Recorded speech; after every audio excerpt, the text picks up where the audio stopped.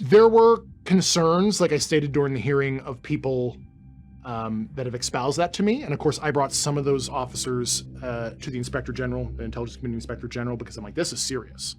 And I'm like, here's the law enforcement people you want to talk to, because I'm hands off. If that's true, you need to look into it. But the allegation was...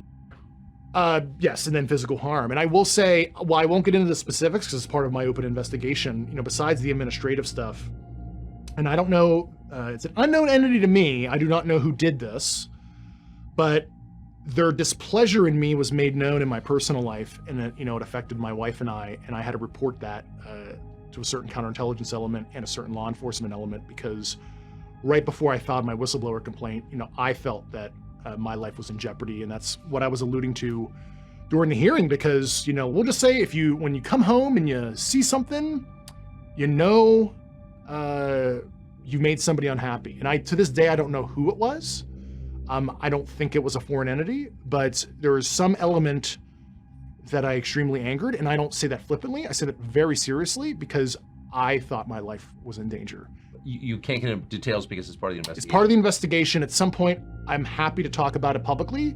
And also, as they say in the intelligence business, you don't acknowledge your tail.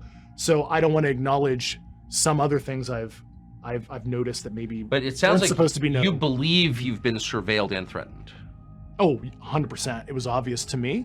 And, it was blatant, we'll just say, what I observed. And it was so concerning. I ended up reporting it to the authorities, and I asked my agency for certain protective measures. I can't get into that detail, but I was certainly petrified. And at the same time that those things were happening to me personally, they were happening at the same time to a certain other public figure that is known to the world, we'll just say, and another former intelligence officer near my home as well. And it was some kind of planned multi-person intimidation activity that was very disturbing. And I'll just leave it at that. But so I'm not doing this for fun. I'm serious. I'm doing this interview because this is protective for me. I don't want to be anonymous. Of course. So I'm not here for attention. This is a nightmare to even be public. Right. I'm used to working in a vault and briefing generals. This is not me. I'm not a public communicator, although I'm trying. And that's why You're doing it. You're a very good communicator. Well, I appreciate it. But this is a serious subject with serious consequences, and I suffered a lot of serious consequences. So as you know, you've totally convinced me of your sincerity. There was a lot of whispering about your motives. This is an op. Why now? Why are we learning all this now? People think that I'm a part of some CIA psyop or something like that. First of all, I've never signed any kind of paperwork to be a part of an operation in that regard. Unfortunately, there isn't a plan. I'm not a part of a plan. I ended up becoming a leader of a faction of former government officials and current government officials that would like change in a legal way. And I encourage, if there are people watching that have participated in those programs, there are multiple legal avenues, such as going to the Aero office, going through the ICIG like I did, Intelligence Community Inspector General, or another cognizant Inspectors General to legally provide this information. And there are also illegal but morally defensible avenues, like coming on this show, and I'd be delighted to host anyone who wants to tell the truth about what he's seen. And there's no justification for hiding this. That's my evaluation, so I'd be happy to take that risk to have that person on. But it sounds like so given your own experience, when people say to you, U.S. government employees say to you, wow, someone was by the U.S. government for talking about this or planning to talk about it, it sounds like you would have to take those claims seriously. I did, and I remember a very, very credible senior intelligence officer precisely make those allegations in front of senior officials on Capitol Hill. I was in the room. Elected officials? Their staff, I'll just say. I don't want to get into details. That's crazy. I mean, so it's like, at that point, if somebody says the U.S. government, an American citizen without a trial, because he was going to tell the truth about something, that's kind of when everything stops. You can't have that in a free country. I mean, I think people are just paralyzed in fear because that's a reality. And I remember the certain professional staff members being very upset in the room. And I mean, they're rightly so, but like, we need to do something about that because that's not good. And most of the people that even I interviewed, I'm like, do you want to go to the Inspector General with me? And they're like, we'll back you up, but we don't want our name on any complaints because they were just living in fear. So, like, for my whole life, I'd never even thought UFOs were real until fairly recently. Me either. 4 years ago, if you asked me 4 or 5 years ago if I thought UFOs are real, I would have laughed. I completely agree. But the conventional explanation for the U.S. government, among those who believed it was hiding these facts, the explanation for why was the government doesn't want to show panic, doesn't want to admit weakness in the face of its adversaries, et cetera, et cetera. Those explanations do not account for the behavior you're describing.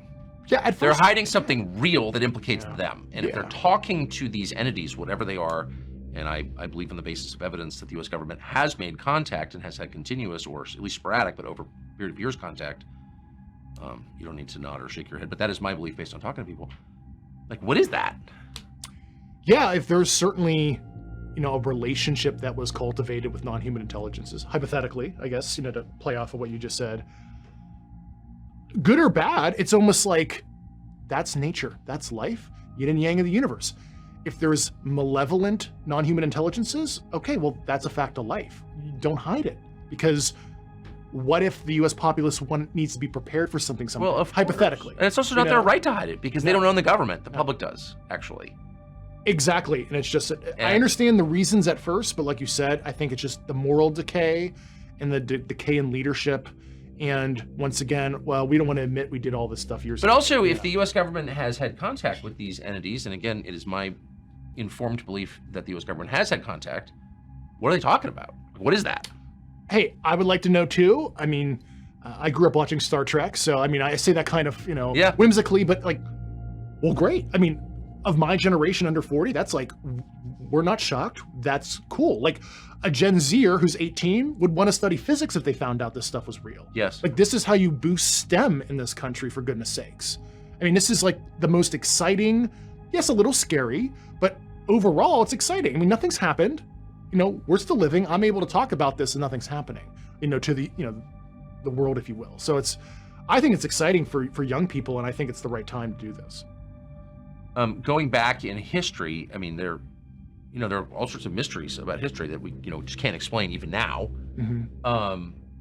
But it sounds like it would not be surprising to learn that people 3,000 years ago had contact with these. Yeah, I mean, you look at the works of Jacques Vallée, a famous researcher. His character was portrayed as the French character in Close Encounters of the Third Kind by Steven Spielberg. That guy exists. His name is Jacques Vallée. And he has a PhD, and he's a smart scientist, but looked at this, and there's a couple books, like Passport to Mongolia and some other stuff, I'm probably butchering the name, where he looked into antiquity, this phenomenon. So when people say, oh, it's probably adversarial technology, etc., we've been seeing the same stuff since antiquity. And this should also potentially enforce stories in theological texts, say the Bible or whatever, that people actually saw. Ezekiel's wheels, as Tim Burchett has espoused publicly, maybe that actually happened. Now, unfortunately, you're bursting maybe a worldview or a bubble for some people, but it actually ultimately it might enforce people's belief systems, because stories in the religious text weren't fable, allegory, or whatever. They happened. And I'm not saying all of them did, but there might be evidence if we were openly and honestly studying the subject in more detail. Amazing. Last question, small question, but there's clearly some connection between nuclear weapons, nuclear energy, and the sightings of these things. I mean, they've been seen around U.S. military installations with nuclear. So what is that? Yeah, you wonder if the nuclear testing was almost like a beacon. Anybody observing from far distance is like, whoa, the monkey has discovered 10 to the 6 tons of TNT energy extraction. They're close. Maybe they're only an order of magnitude away of energy extraction to develop technology that maybe they have, hypothetically. Right. And it might have been just like a lighthouse. We turned it on, and now they became more interested. And it might be also a symptom of what we call collection bias, where modern society, we were more calibrated to look for that kind of stuff because there was like sci-fi movies in the 30s and 40s, and maybe people were looking up more maybe. But certainly there is some kind of nuclear connection. What does it mean? I don't know. They're obviously performing some kind of reconnaissance and surveillance of us as it relates to not only our nuclear weapons and nuclear facilities. If anybody wants to read a book called UFOs and Nukes by Robert Hastings, he spent 40 plus years looking at interviewing Air Force missileers, other credible witnesses, and very famous incident in 1967, Bob Salas, right? Shut down the base. Shut down the nukes. And we should take those observers seriously. They're trained, they have clearances, they have their jobs on the line in that regard. And so there is a nuclear connection. I encourage people to read that book, but what does it mean? I don't even know. No idea. Well, you're a brave man, and I'll be honest, I didn't know what to think because there's a lot of whispering about you, but I think you're totally sincere.